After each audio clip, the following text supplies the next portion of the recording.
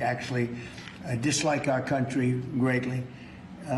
So they want to shut down the country. They want to have open borders. They want to stop the fighting of crime, where we've been very successful. The D.C., as you know, Washington, D.C. is it's a hot place right now. Everyone's having dinners. They're going out all over. There's very little crime. They haven't seen numbers like this in many, many years.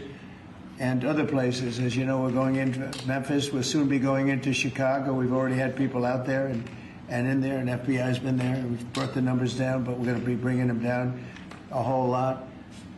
But I guess they want crime, and we fight crime, and it's a pretty big difference. They want to have men playing women's sports. They want transgender for everybody. And if they don't get everything that they want, all these things that they want that are proven so badly, they want to close our government down. We're not going to let bad things happen to our country. We're not going to approve things that we shouldn't be approving. Just today, the House Democrats voted against condemning the political assassination of Charlie Kirk. Who could vote against that? The condemning, all they're saying, please condemn the assassination of a human being. And they said, no, we're not going to do that. Remember this, we had an election a very short time ago. Republicans won presidential. We won the popular vote by a lot. We won all 7 swing states. We won the Electoral College by a lot. We won most U.S. counties in a total landslide. So we won most. It's a very big statistic. We won the counties in a number that I don't believe has been hit before. 2,600 counties versus 525 counties for the Democrats. So the Democrats really should start respecting what takes place at the voter booth. In many cases, it's not a voter booth because they have mail-in voting, which is a very corrupt situation. But despite that, we won in a landslide. And we have to remember, when you win the election, elections have consequences. So we'll continue to talk to the Democrats, but I think you could very well end up with a closed country for a period of time. And we'll take care of the military, we'll take care of Social Security, we'll take care of the things that we have to take care of. A lot of the things that Democrats fight for, which in many cases aren't very good things, will not be able to be paid. So we'll watch and see how they do with that. They'll have to handle their constituents pretty carefully. So we're proud to announce that we won the House. We did fine in the Senate, but we need 60 votes. So we have 53 senators, and we need 60 votes. That means the Democrats have to vote in the Senate. And I don't think they will be voting. Now, what we are doing, we're really here today to talk about something else, which is the gold card, which is going to bring a lot of money into our country, which is going to reduce taxes and lots of other good things. But we'll save that for a little bit later. Why don't we do this first, and then we'll talk about the gold card, okay?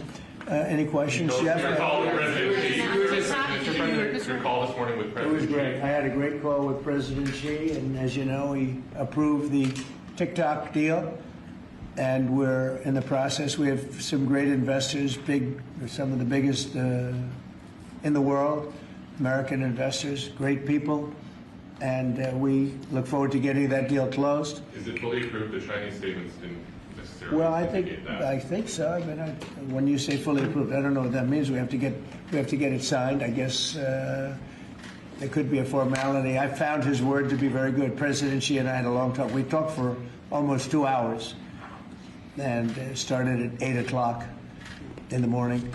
And I think it was a very good talk. We talked about trade. We talked about war. We talked about a lot of things. We talked about Russia, Ukraine, obviously, and Gaza. We talked about a lot of subjects. It was a long call. It was a good call. We have a very good relationship. But the TikTok deal is well on its way, as you know, and the investors are getting ready. And I think China wanted to see it stay open, too. They wanted to see it. And I can tell you the young people in our country wanted to see it stay open very badly because, and if you take a look at my numbers, no Republican has ever done anything like we did. We got massive numbers of youth vote. And by the way, helped very much by Charlie Kirk. So Charlie was very much in favor of TikTok. He liked TikTok. And he said, you know, you should use it. And other people said that too. And I used it. And I don't know if I have I think I set records. I looked at numbers that are phenomenal. We'll pass them out to you. And it had probably a pretty big effect on the election because we won the election by a lot. So we are at a situation where in a little while, meaning a number of days, we'll probably, I don't know if you can make a deal with these people. I think these people are crazy. You know, again, anybody wants open borders and don't want to fight. They don't want to fight crime. They hate to fight crime. And in Chicago, last weekend, you had 11 people killed, murdered, and you had 28 shot. And those numbers have been pretty consistent all throughout a period of time, whether it was 4 people, 5 people, 6 people, 11 people, 12 people killed, murdered. And they don't want to spend money to fight crime. And it's not even much money, relatively speaking. It's very little. But we're going there anyway. It doesn't make any difference. We're going to Chicago. We're going to Memphis next. And we're going to clean up the crime in the cities because we have to do that. Okay? Mr. President, with this deal today, are you confident that the CCP won't be exerting control over TikTok? Yeah, we're going to have a very tight control. And look, it's an amazing thing that's been created. There's tremendous value with TikTok. And I'm a little prejudiced because I frankly did so well on it. You know, it got me numbers that nobody's ever even heard of before. So a lot of people want it. The young people of this country want it badly. The parents of those young people want it badly. And so we were able to work out a deal with China. And it's a very good deal for us. I hope it's a good deal for them. Would you be confident in or would you accept a deal where China controls the algorithm of TikTok? Well, it's all being worked out. We're going to have very good control. We have these are American investors, all of them. And they all love our country. They're all very well-known people, very famous people, actually, financially. And they'll have control of it. Mr. And President, I want to thank President Xi because he was a gentleman, and we've just had a good relationship. And we wanted a lot of people in this country wanted to be open. And again, if it weren't open, maybe, I don't know. I think we won by so much it wouldn't have mattered. But we got a lot of votes. We got a lot of Republican votes from very young people. You go ahead, Jeff. thank you, sir. Russian jets entered Estonia's airspace today for 12 minutes. Do you see that as a threat to NATO? Well, I'm going to have to look at it. They're going to be briefing me in a short while, so I'll let you know about it tonight or tomorrow. What's your take in general? Just being Well, I don't love it. I don't love it when that happens. It could be big trouble, but I'll let you know later. They're going to brief me in about an hour. And a follow-up on Charlie Kirk. There's been a lot of talk about free speech this week.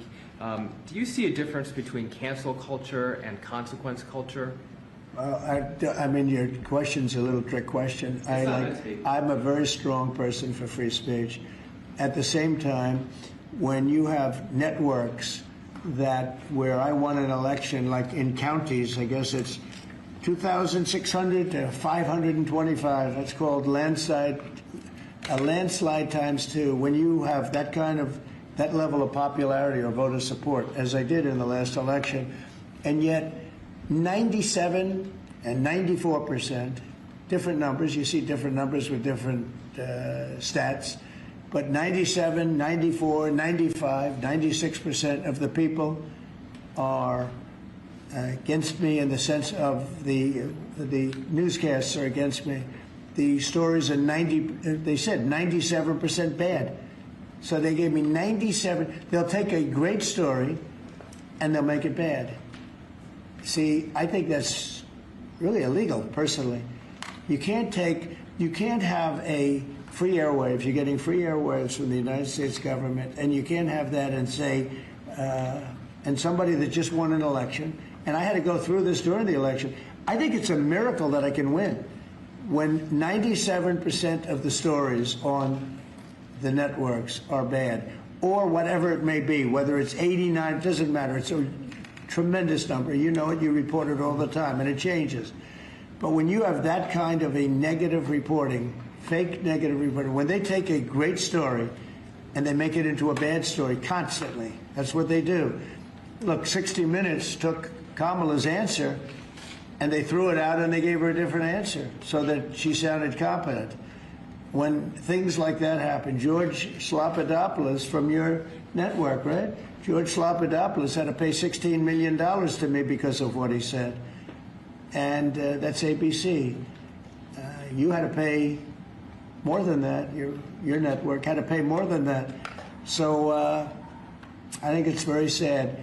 But I think that reporting has to be at least accurate to an extent. Again, when somebody is given 97% of the stories are bad about a person, that's no longer free speech, that's no longer anything, that's just cheating. And they cheat. And they become really members of the Democrat National Committee. That's what they are, the networks, in my opinion. They're just offshoots of the Democrat National Committee. Mr. President, thank you. Liam Cosgrove with Zero Hedge. People are still anticipating who your pick for National Security Advisor will be. They're worried Marco Rubio is a little overworked, and one of the reported frontrunners is Michael Anton from the State Department. He's just authored the National Security Strategy. Also in the mix is Mike Flynn and Steve Witkoff. Can you give us an indication of who? Well, they're all good. No, we'll make a decision soon. Okay. But we're doing very well. You know, I settled 7 wars, more than that, I think. But actually, we settled 7 wars. I have, we're working on Gaza, it's a tough one, but we'll get it done somehow. And we're also working with Russia and Ukraine. They hate each other so much you wouldn't believe it. President Putin and President Zelensky, they hate each other to a level that you wouldn't believe. So they're having a little bit of a problem with that. And are you considering Stephen Moran for Fed chair? I hadn't thought of it too much. He's doing a great job. Just got approved. His vote was a very good one. The Fed should have done more. You know, too late. Powell is terrible. He's a terrible chair. I think it's just terrible. But despite that, we're powering through it. We have another record stock market today. We're very, very high levels, and we're at the highest levels. So we're setting records. Many, many days during my administration, we've set records, and we'll see what happens with 50,000. 50,000 is a pretty big number. Never come close. We're not so far away from it. So that's because they see what's happening. Not so much what's happening exactly right now, but they see all the plants that are being built. They see the kind of investment that's going to be made. When you take $17 trillion, so Biden had $250 billion, okay? Or putting a simpler way, they had much less than $1 trillion, but they had less than $1 trillion for 4 years. I have $17 trillion for 8 months. Nobody's ever seen anything like it. And I think they're looking at that and they're saying when those plants open, right now they're being built, a lot of them, and some are starting over the next year. It takes a while, but we're getting fast permits. And when those plants get built, I don't think there'll be anything like what we're going to experience yet. Mr. President, if I can, on the top subject of free speech, Ted Cruz compared Brendan Carr to a mob boss, the way he's threatening television stations and saying it's absolutely dangerous for the government to determine which speech is okay and which is not.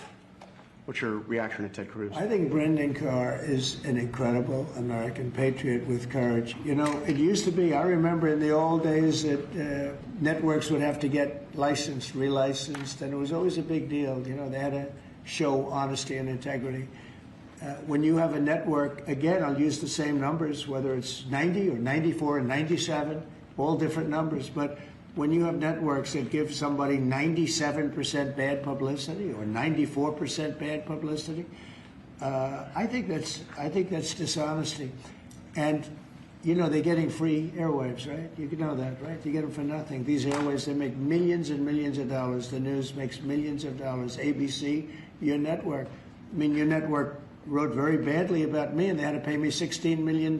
So you think you have a right, or that Brendan Carr has a right to take away the licenses? I think Brendan Carr is a courageous person. I think Brendan Carr doesn't like to see the airwaves be used illegally and incorrectly and purposely horribly. Doesn't like to see a person that won the election in a landslide get 97% bad publicity before the election. I mean, it's amazing that I won the election with that, but here's what happened. the people have given your networks no credibility. They don't give them any credibility, John. If they did, they wouldn't vote for me. They wouldn't have voted for me. When you look at, I mean, you could also say the liberal media, the liberal left, when you look at these stories and papers, but we're not talking about that. We're talking about, I assume you're talking mostly about the networks, but they have a licensing procedure, and you can read it as well. They have to show honesty and integrity. And when they take a good, well, I think the people decide. That's why I'm president.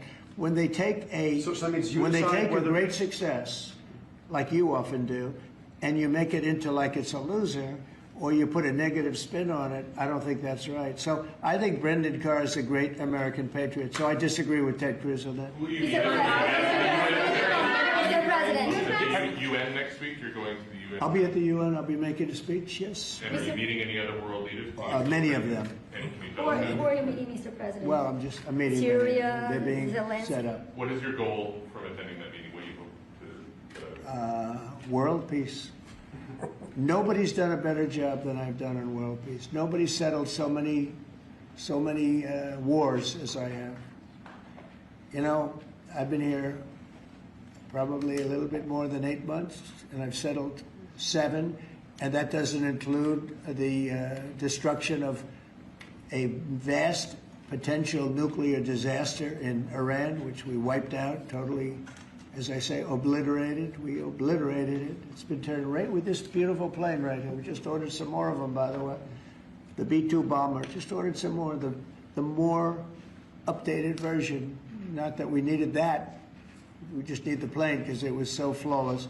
These pilots flew 37 hours flawlessly. Not an engine problem. Not a screw. Not a bolt came loose. It was an amazing. Compare that to many years ago, Jimmy Carter, same country, with the helicopters and the problems and the prisoners and the hostages, and what a mess. You know, these planes flew 37 hours without a stop. They fueled up. We had 52 tankers fueling the planes along the way. It was an incredible, and every single bomb hit its mark. And then we fired 30 of them from a submarine. What a job that was. And I don't even include that. But that stopped a war. That stopped maybe a catastrophic war. Mr. President. So, you know, so I think that nobody has ever done anywhere near that. Now, on top of that, we're working very hard to get Russia-Ukraine settled. We'll see what's going to happen there. I hope we're going to get it done. President Xi and I spoke to about it, and I believe that he really would like to see it done also, and I think he's going to work with us to help. What was your Mr. President, on the UN. What was your message to President Xi on the war in Ukraine? What are you asking? Well, it's the same as his message to me. He would like to see it done. He would like to see it. I believe he would like to see it ended, yes. I do believe. Mr. President, these 2 wars that you were talking about, Gaza and Ukraine, are escalating. At the same time, you're going to take the stage at the UN, back at the stage after these years. Do you plan to setting any kind of red lines for these 2 countries? And you said before, you are frustrated with Putin. Are you also We frustrated have a with long Netanyahu? time to go before I get up and speak at the UN, because every day is a long time when it comes to Gaza, when it comes to Israel and the Middle East. So we have a long time to go, but you know a lot of my opinions, and remember this, you can't forget October 7th either. People are forgetting October 7th. They forget it too quickly. That was one of the worst days in world history. It was the most evil attack that I think you could really say babies were involved, little babies were involved, and having their heads chopped off and all of the things that took place. You can't forget that. I don't forget that. A lot of people do, but I don't. Yeah, please. But how about when, just one more, Mr. President. What goes into retaking Bagram? Does that require boots on the ground? We'll see what happens with Bagram. We're talking to Afghanistan. It should have never been given up. It was the most embarrassing day in the history of our country. There was no reason to give it up. I was leaving Afghanistan. I was leaving. I was the one that got it down to 5,000 soldiers, but we were going to keep Bagram, the air base. I said it yesterday, and we had an incredible trip, as you know, to UK, and I said it during the press conference. It's one of the most powerful runways ever built in terms of weight, length, and load what it could take, and we just gave it up for nothing. We gave it up for nothing. There was no reason to give it up. We weren't going to leave Bagram. Joe Biden didn't know what he was doing. We had a man that didn't know what he was doing. We had a man, by the way, that didn't approve. If you take a look at what's happening in Congress, we had a man that signed everything with almost everything with an auto pen, and he didn't tell the people from the auto pen, whoever was using it. The one man that used it predominantly said that Biden only spoke to him twice, and it was only about the weather. Okay, it was about nothing. So those pardons that he gave are illegal. He gave illegal pardons, and that includes the congressman that destroyed and deleted all the information from J6. They deleted everything because it turned out that they were wrong. It turned out that I offered 10,000 National Guard or soldiers, whatever they wanted, and you wouldn't have had a problem. And they turned it down. Nancy Pelosi turned it down, and the mayor of Washington, D.C. turned it down. They deleted everything, and they destroyed it, illegally destroyed it. And Biden gave them a pardon. And Biden gave a lot of other people pardons that, frankly, would be in jail if it wasn't for those pardons. But those pardons now are illegal, according to just about everybody. What was you having On Letitia James, are you disappointed that the U.S. Attorney for the Eastern District of Virginia has not prosecuted Letitia James? Do you intend to fire him? Well, we're going to see what happens. I am not following it very closely. It looks to me like she's very guilty of something, but I really don't know. I know that the U.S. Attorney from the Eastern District, or from that district in Virginia, that he was approved by 2 Democrat senators who, in my opinion, are among the worst. And when I learned that 2 senators, Democrats, because as you know, it's very hard with the blue slip, it's very hard for a Republican to get somebody approved if you have 1 senator that's a Democrat because of an old custom. It's not a law, it's a custom. It's a ridiculous custom. But if you have a Democrat senator, you have to get that senator to approve. Well, in this case, we had 2. When I saw that he got 2 senators, 2 gentlemen that are bad news as far as I'm concerned, when I saw that he got approved by those 2 men, I said, pull it, because he can't be any good. So you want him fired? You want him out?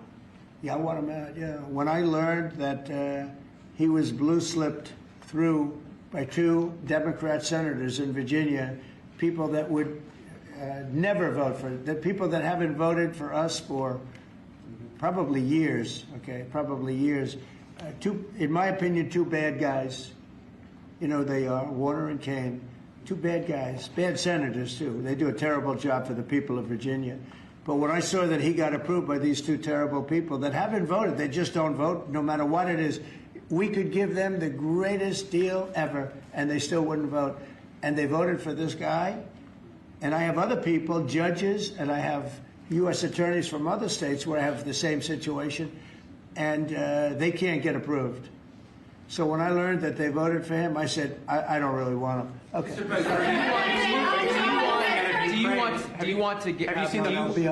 Have you seen the polling, the Gallup poll out of Ukraine that shows 23%, less than a quarter, of Ukrainians actually support continuing the war against Putin? We saw the European leaders come here and try to say the world is united for the war effort, but Ukrainians have war fatigue themselves. Have you seen the polling and your thoughts on it? I don't blame them. It's a war that never should have started. It's a war that never would have happened. If I were president, that war never would have happened, ever. That's a disgrace that that war happened. And they're losing anywhere from 5,000 to 8,000 people a week on that war, which is the worst since the Second World War. That's a war that should have never happened. And if you consider Would have never happened. And it didn't happen for 4 years. When I was here, it didn't happen. Go ahead. Have you considered cutting funding, even promises made by the Biden administration? Well, we're not spending any money on the war. You know, we're being paid for everything we said. Unlike Biden, he gave them $350 billion, and it was shocking. We're not spending any money on the war. The war is being funded by NATO. NATO is buying our equipment. In fact, I don't want to make money on that war. I don't want to, but we are actually making money on that war because they're buying our equipment, as you know. But NATO, as you know, very important, is funding the entire thing. They're paying for the missiles, for the tanks. They're paying for anything that's sent over there. It goes to NATO, and then NATO does what they want with it. In this case, I guess they give it to Ukraine. It's a very sad war. It's a war that never should have happened. Mr. President, Going back to TikTok, could you tell me, is the U.S. government going to take a board seat in the company, and will the U.S. government get a board seat within the company? Well, we're going to announce that. Are you talking about TikTok? Yes, Yeah, TikTok. we're going to announce it.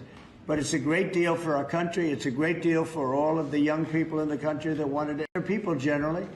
I was happy with it. Look, I wasn't a fan of TikTok, and then I got to use it, and I became a fan, and it helped me win the election in a landslide. So I think that it's a deal that's going to be great. And it's also controlled by very powerful and very substantial American people. By the way, all American people. Mr. President, Mr. President, a question from Newsmax. Last year, before you took office, there was an estimated 6.8 million men not actively seeking work of prime working age. So if you and Secretary Lutnick could talk about the efforts your administration is taking to help our American gentlemen get back to work. Yeah, well, what we're doing is they're building plants all over the United States, and frankly, because of tariffs, we're taking in trillions of dollars, and countries that have ripped us off for years, and everyone knows this, countries that have ripped us off for years, like nobody's ever been ripped off before, they're now having to pay up. They're paying a lot of money to America, and we're reducing taxes with that money, and we're doing things that we were never able to do before. So it's you're going to have a lot of jobs. The jobs are being created right now, and the tariffs are protecting our country. And we didn't use, tariffs were used against us, but we didn't use them against others. But we're really better at it than anybody else. And we will have taken in trillions of dollars. Nobody has ever seen anything. Even people that were against the tariffs, now they see the way they're working. And by the way, with no inflation, with no problem. We're just building up cash, and we're using that cash to reduce taxes, reduce debt, and other things. It's a great thing to watch. And your honest reporters are saying they've never seen anything like what's happening. Our country is becoming very rich again only because of tariffs. If we didn't have it, if I didn't get elected, this country it was a dead country. Look, we were a dead country a year ago, and now we're the most successful, most vibrant country anywhere in the world. Mr. President. Healthcare. Good to see you. You were good on television. Thank you, sir. I tried. Tonight, in a few minutes, Steve Bannon will appear on my show. Good. He floats the idea that you should dual hat Secretary of Treasury Scott Bessent, not only as Treasury Secretary, but as interim Fed chair. Would you be willing to entertain that? In other words, you like Scott. Yes, sir, very much. So do I. And I like Steve, too. Yeah. Would you like to see that, him dual Well, hatted it's as certainly Fed an chair? interest. Dual hat. We could save a little bit of salary. I think I could maybe make a deal where we just give him one salary. I have a couple of them. I don't think you need. I have Marco. No, I don't think so. And we have Marco who's got about 3 positions, right? He's doing great also. No, I don't think that's going to be necessary. Actually, I went to Scott and I talked to him about that position, and he loves what he's doing right now. So he's not in the mix because he loves being Secretary of the Treasury. Quick follow-up. Today is the first day of early voting in the Commonwealth of Virginia. Are you planning on campaigning for Winston Sears, John Reed, or Jason Mayaris? Well, I'm going to have to look at some of them. As you know, it's sort of a semi-local election. I've been watching it. I've been seeing the ads. I would appreciate it as a Virginia voter. Just Who do you like of the group? Who do you like? The whole ticket, sir. All of them? You like them? All right. Yes, sir. Well, I'll take a very strong look. Appreciate Okay. that. For you, I'm going to look. Secretary Kennedy's panel on vaccine changed its broad recommendations on COVID-19 vaccines today. Are you comfortable with that change, or would you like to see Americans take the vaccines that were developed under your tenure? Yeah. Well, the vaccines, according to a lot of people, and if you look at charts, have had a tremendous, Operation Warp Speed. It was, just according to just about everybody, was one of the greatest things that any president has ever done in this country. So we're very proud of it. I'm very proud of it. I'm also very proud of Regeneron and some of the things that came out of, all of the labs and all of the research that we've done. So I don't know exactly what the final determination is, but I had the vaccine. I was very happy with it. Here I am, right? Here I am. Have you had it again? Have you had it again recently? Bobby Kennedy seems to be undoing what you did with Operation Warp I put him Speed. in there because I want to have opposite views. That's okay. I think we're going to have something very, very big coming up soon on autism. Autism is totally out of control.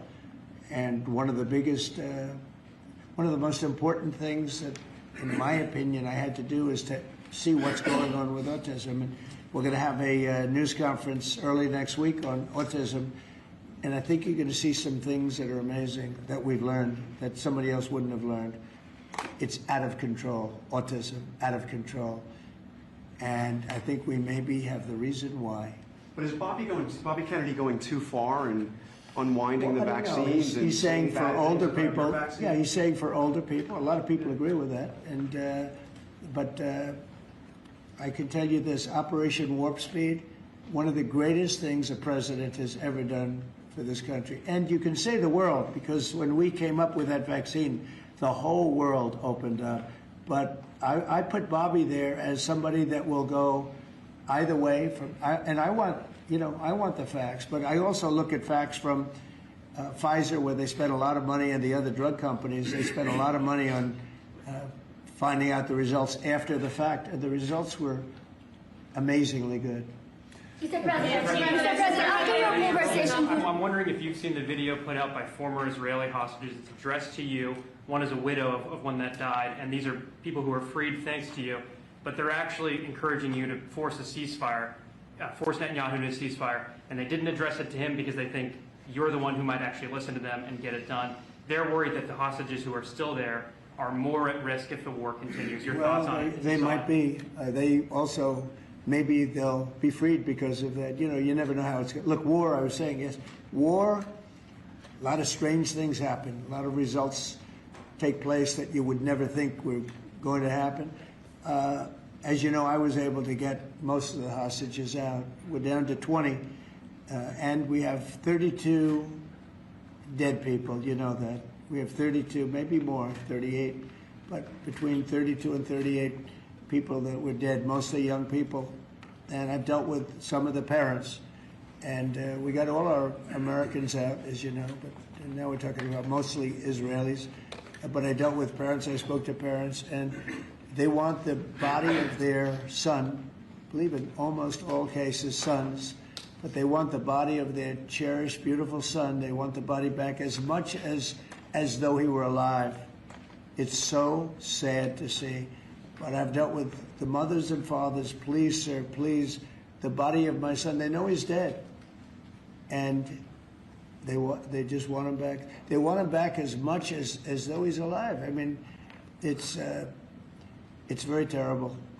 And you know, we have very close to 40 bodies that are included in the whole thing. But we have 20, probably 20 that are living. It might be a little bit less because a couple of things. Look, young people don't die, okay? They just don't die. They can take a lot, but a lot of people died in these horrible tunnels. They're mostly in the tunnels. I know a lot about it. I got them out. But I always said the last 20, when you get down to the last 10 or 20, it's going to be very tough. It's a nasty situation. You can't forget October 7th, but it's a nasty situation, terrible. Mr. President, on Gaza, the UN concluded this week that Israel committed genocide in Gaza. What are your thoughts on that? Well, I haven't seen that. I'm looking at it, but did anybody commit genocide on October 7th? What do you think about that? That was genocide at the highest level.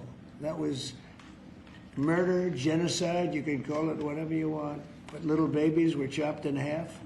And in Gaza, Arms were cut off people, heads were cut off people. That's genocide. That's genocide also, I guess. Right? what do you think when Mr. they're the President, a question on your Memphis Getting a deployment. fee for that deal, what is that fee Well, going to be? The U.S. it hasn't been government? fully negotiated, but we'll get something from the standpoint that You get a sense we of worked it. hard. We put up a lot. We spent a lot of money on letting this come and letting this, you know, it's a very, very big deal. It's a very powerful deal. And the United States really I see it. I mean, people were saying, save TikTok, save TikTok. So many people. It's a big thing. And, you know, China can be very proud that they were able to get that started. And so I very much appreciate President Xi's working with us on that. Very much. On Antifa, what comes next after designating Antifa a terrorist organization? We're going to designate too, but we're going to look at the people that funded Antifa, see who they are, where they came from, and why they did. Have you seen Portland at all? Have you taken a look what's happening in Portland? It's, I mean, this has been going on for years. It's just people out of control. They're crazy. We're going to stop that very soon. We have to get rid of a couple of other problems first. We're going to get rid of the problems in Memphis where you can't even walk a block without getting shot. We're going to get rid of the problems in Chicago. Chicago's a great city and we have to save it. We have to save it. I told you I had the head of the Union Pacific Railroad in my office and I said, so what do you think? You go to every city, you have railroads in you are the biggest railroad, beautiful railroad. He's a great guy. I said, what do you think? He said, sir, save Chicago. Don't let it go down. Save it. The way he said it was so meaningful to me. It was like terrible. In a way, it was terrible. Save Chicago. You know, who would ever think that we'd be sitting here talking about saving Chicago? Chicago's a great city. They have a terrible mayor. Terrible. He's at like 5% approval rating. He's an incompetent person. They have an incompetent governor, in my opinion. He's incompetent. 11 people get shot, and he says crime isn't a good shot. I mean, they're losing 4, 5, 6 people a week, getting killed by bullets, by knives. And then he says how wonderful it is, Chicago. So, well, it might be wonderful for him. I think they're afraid. Look, he's not a stupid guy. I really believe they're afraid to say, politically, I guess, from an ideology standpoint, from a democratic standpoint, he is afraid to say the fact that they have a very unsafe, very dangerous city. He should say, I'm going to call President Donald Trump and I'm going to ask him to send in the troops, to send in the National Guard and clean this hellhole up. Because Chicago can be a great city again. I'll tell you what, Washington, D.C. is a great place again. It's booming. And the restaurants are booming. And 6 months ago, 7 months ago, nobody could go outside. And even just walking around the White House, people here are thanking me for what I've done. They're thanking me. They're saying thank you. And I almost know what they mean because they can walk to work. And even when they took Uber and they took other forms of transportation, they felt unsafe because the car was hijacked while they're in there. They take a car and it's being hijacked as they get into the car. And they did that for safety. And now we have a safe place. You know, we've taken 1,500 people out of career criminals have been taken out of Washington, D.C. And we weren't very nice about it. Do you know? Mr. President, China. Rail merger, did you discuss it with the Union Pacific? I did discuss it, and I don't want to make a comment on it, but Union Pacific is a great railroad, and they want to add a railroad that had a mistake at a place very close to my heart. You know, a lot of people say that that was a place where I got off to a very good start. It was a rough thing that happened. Well, they're trying to buy that railroad that had the problem, and it sounds good to me, to be honest with you. Sounds good to me. I'm a very big fan of the head of the railroad, the head of the Union Pacific. He started as a very low on the totem pole, started his job very low and became the chairman of the company over a 45-year period. But I asked him about different cities. He said, St. Louis is tough. He sort of stops at many of them. Mr. President, New Orleans. We have to save New Orleans. New York. Mr. President, when are you going to get details We're going to be on going Memphis? into New York, too. Yeah. Mr. President, And we're when are going you to be gonna- going in quiet. You're really obnoxious. I'm not obnoxious, but I'm trying to ask you, what about your plans You are for really Memphis? obnoxious. I'm not obnoxious, but I Okay. am asking, what are your Okay. plans for Memphis? Many people want I'm to not know going to what talk the to you numbers are until gonna I be like. call on you. What are your plans for So, Memphis, who Mr. else? Yeah, go President? ahead. Yeah, I just want to settle this free speech question, because you've said that you restored free speech in America. Yeah. Is that free speech including for people who are harshly critical of you, for your political opponents, for people who say things you don't like? I've become immune treat to you it. unfairly? I've become immune to it. There's never been a person that's had more unfair publicity than me, and that's why your network paid me $15 million, or $16 million, I believe, to be exact, George Slopadopoulos. And that's why CBS paid me a lot of money, too. And that's why I sued the New York Times 2 days ago for a lot of money. Because I'm winning. I mean, I'm winning the cases. And the reason I'm winning is because you're guilty, John. You're guilty. ABC is a terrible network, a very unfair network, and you should be ashamed of yourself. NBC is equally bad. I don't know who's worse. I think they're equally bad. And, you know, for you to stand there and act so innocent and ask me a question like that. But look, you paid a big price because you were dishonest, John. The reason I won that lawsuit was because you were dishonest. You were proven to be dishonest. And so you can't sit back and just say, oh, well, what do you think? You know, like you're some wonderful person. You're not a wonderful person. Frankly, you're a terrible reporter. You know it, and so do I. Okay. Here's what we're going to do. We're going to talk about something that's going to reduce our taxes greatly, that's going to hopefully bring some great people into our country. You know, as you know, right now nobody's coming in because we've succeeded in closing. We've closed the border very successfully. I think you will agree. We had nobody come in for the last few months. I mean, it was actually said zero. Even I can't believe zero, but the numbers are put out by very impartial people or people that have a tendency to be on the left. And they actually said for the last 3 months, nobody came in. We have a very strong border. It's a closed border. People are coming into our country, but they're coming in legally. It's a beautiful thing to watch. But we are doing something where rather than coming into the border, 25 million people came into our country during Biden. One of the saddest things. The worst thing, look, he was horrible in inflation. He was horrible in just about everything you could be. I don't think he was good on. He wasn't even fair on anything. It was a horrible administration. He was the worst president in the history of our country, and we have to mop it up. The hardest thing that we have to do is to get rid of the criminals that he allowed into our country from prisons, from mental institutions, gang members, drug dealers. And we're getting them out, and we're getting them out fast, and we're making America safe again. Great again, but we're making America safe again. And it's an honor to do it. But this is something, this is an unforced error. What they've done is this is just an unforced error. So I'm going to ask Howard to speak. Howard's done a fantastic job, as you know, Secretary of Commerce. And I'm going to ask Howard and Will. Will, could you just give a quick description of what we're doing and what we're signing, et cetera? And yes, sir. I will do that. So we have 2 items for your attention today, sir. A major focus of your administration has been shifting the conversation and shifting the policy dynamics around the issue of immigration, closing the border, preventing illegal immigration, but also, as is the case with the executive order in front of you, opening new pathways for truly extraordinary people to come contribute to America instead of taking away from it.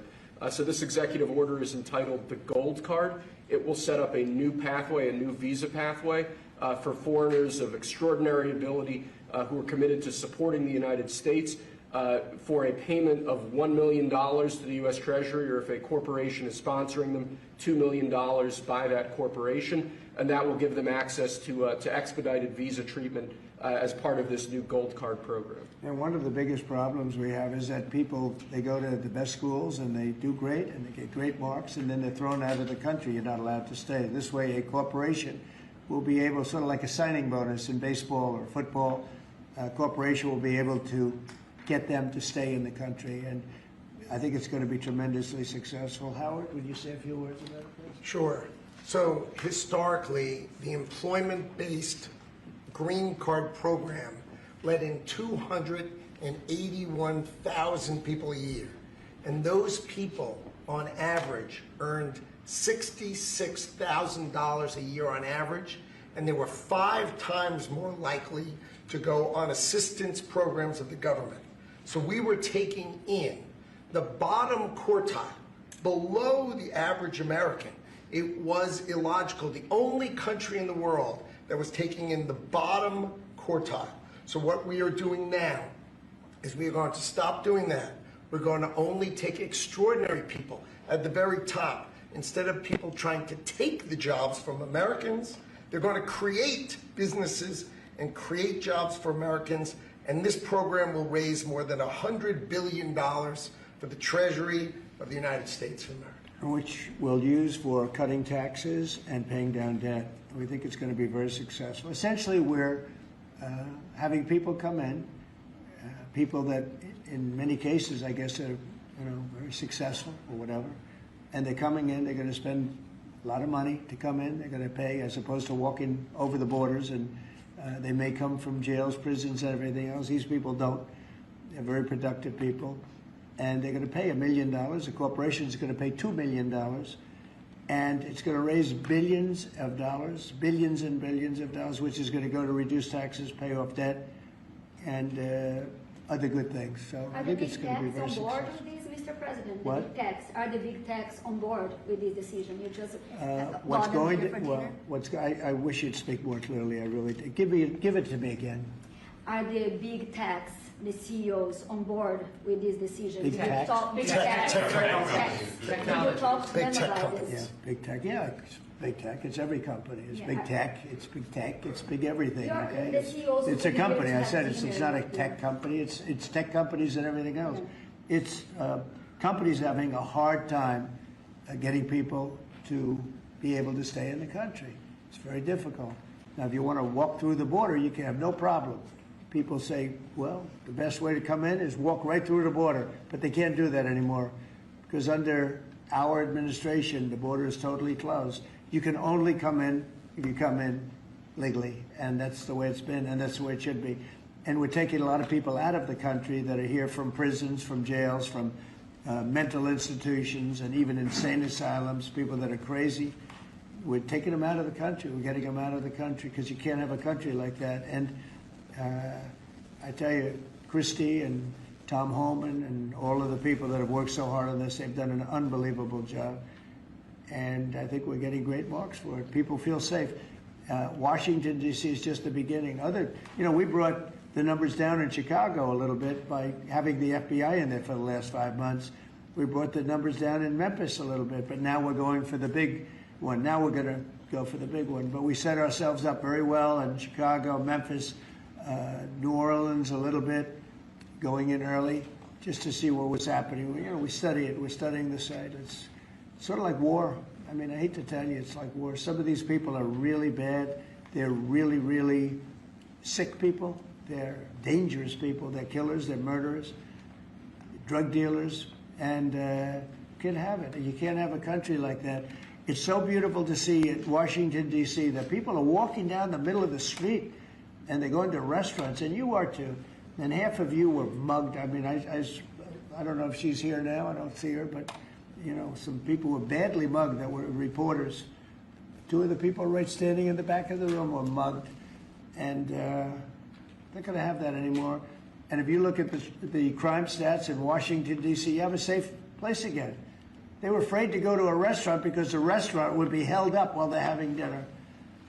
And so they'd be mugged going there, and assuming they escaped the mugging, they go to the restaurant and then they're held up. This is how bad it's been. To follow up on the visa question, I think this may be the next thing that you're signing, but for the H-1B visa action that you're doing it's going to be next. We'll talk about that. You're very close to the technology CEOs. Are they concerned about that? I think they're going to be very happy. Everyone's going to be happy. And we're going to be able to keep people in our country that are going to be very productive people. And in many cases, these companies are going to pay a lot of money for that. And they're very happy about it. Okay, we'll talk about that next, all right? Okay.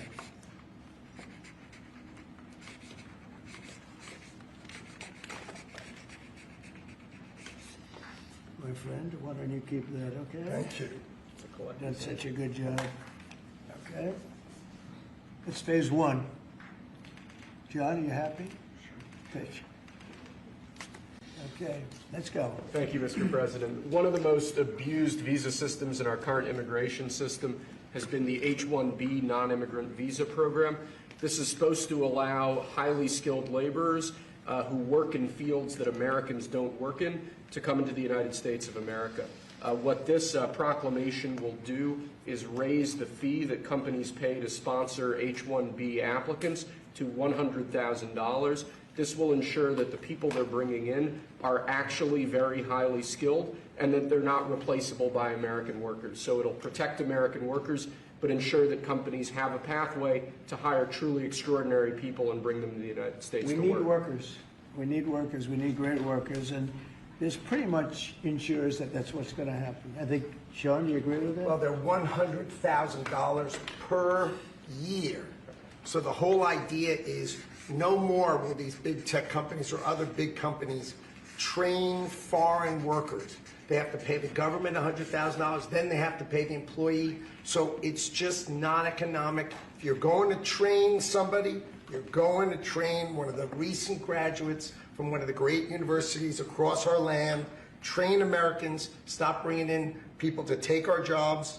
That's the policy here, $100,000 a year for H-1B visas, and all of the big companies are on board. We've spoken to them about the gold card. They love it. They love it. They really love it. They need it. Go ahead, Sean. Mr. President, it seems like there's two categories of visa programs. The H-1B that a lot of people believe take American jobs, and then the gold card and programs like EB-5 that add value and jobs to America. Is that sort of how you look at the visa program? Well, ideally, look, if somebody's got the people, they're not going to want to spend $100,000 as an example in your second category. So it's not taking jobs. And we need certain jobs. We need certain skilled jobs that we don't have. But they won't be taking jobs because, you know, ideally the people aren't going to want to. They're not going to investing in America and creating jobs. Right. So that's what I'm asking. They're really investing. It seems like you have two categories. One, Secretary Lutnick's the gold card and EB-5 that create jobs, add investment, and then there's other ones that seem to take, you know, whether it's a J1 and O or an H-1B that take U.S. jobs. Yeah, it's pretty correct. I mean, I would say that's a correct assessment. But the main thing is we're going to have great people coming in, and they're going to be paying. I mean, it's wonderful to say, oh, gee, we took in 25 million people that, look, many criminals, jails were opened from Venezuela, from many other countries, and they were let out of jail and poured into our country, our poor country, how it suffered with this stupid president that we had and the stupid people that surrounded him right around this desk, these liberal, crazy people that have destroyed, they could have destroyed. If we didn't win this election, our country would have been dead. Our country was dead. Think of it. And I've said this, the king of Saudi Arabia said, your country was dead 1 year. They thought it was dead. This country couldn't have survived another year of those people running it. And now we have the hottest country anywhere in the world. Think of that. And this is going to help. And we're taking in hundreds of billions of dollars. This will be taken in, the gold card will be taken in hundreds of billions of dollars. And companies will be able to keep some people that they need. You know, they need people of expertise, great expertise. And I think it's going to be a fantastic thing. And we're going to take that money and we're going to reduce taxes. We're going to reduce debt. We have a very, very strong country. We assuming everything works out great with the lawsuit that we have a lawsuit that's inspired by foreign countries that ripped us off for 25 years. But assuming we win that, we hopefully win it in the Supreme Court of the United States. We have a country that no stopping us. We're rich, we'll be rich. We can take care of poor people. We can take care of our military. We can take care of everything. We can take care of beyond the country. We can help take care of the world. That we don't, it'll just be the same struggle that we've had for years where other countries charged us tariffs and they ripped us off. Our country has been ripped off more than any country in the history of the world. And now we're doing what we have to do. We're taking in billions and billions of dollars at levels that nobody has ever seen, trillions of dollars. And we're using it to reduce debt. We're using it to reduce taxes. The great big beautiful bill is a big tax reduction. It's being paid for by the tariffs, and people are paying a lot less money in taxes. They're being, think of it, no tax on tips, no tax on Social Security, no tax on overtime. It's an unbelievable phenomenon. It really is. It's the golden age. We're making it the golden age. Without the tariffs, it would be impossible. And China, for years, charged us tariffs, and they continue to do it, and so do other countries. Most countries, they charge us. They were ripping. Look, the European Union, as you know, I get along very well with them, but they ripped us off so badly. Nobody's ever seen anything. Now, the European Union is paying us $950 billion, and they're paying us $750 billion to buy our energy, and they're okay with it. They signed the agreement. You know, it's not like anybody forced them to do it. They're okay with us. Tariffs are making our country very rich again, and we'll be able to take care of our debt. We'll be able to take care of our taxes, lower taxes. We'll be able to take care of Medicare, Medicaid, Social Security. We're going to be a rich country again. Without tariffs, we'd be in very big trouble. Do you still want Europe to pay 100% tariffs on China? Excuse me. H-1Bs are sometimes used by people already in the country legally on other visas or student visas. Does this apply to them or to renewals, or does it only apply to people applying for the first time from abroad? Renewals, first times, the company needs to decide, do they want, is that person valuable enough to have $100,000 a year payment to the government, or they should head home and they should go hire an American. The whole idea, it's annual, and it's for total, it can be a total of 6 years. So $100,000 a year, so either the person is very valuable to the company and America, or they're going to depart and the company's going to hire an American, and that's the point of immigration. Hire Americans and make sure the people coming in are the top people. Stop the nonsense of letting people just come into this country on these visas that were given away for free. President is crystal clear. Valuable people only for America. Stop the nonsense. And remember, the country, It's just a fee, right? yeah, Fee to America. the country would rather not have to pay $100,000, but they'd rather. How do you do that? You hire Americans. So there's an incentive to hire American, but there may be instances where it's better off doing it through expertise or whatever it may be.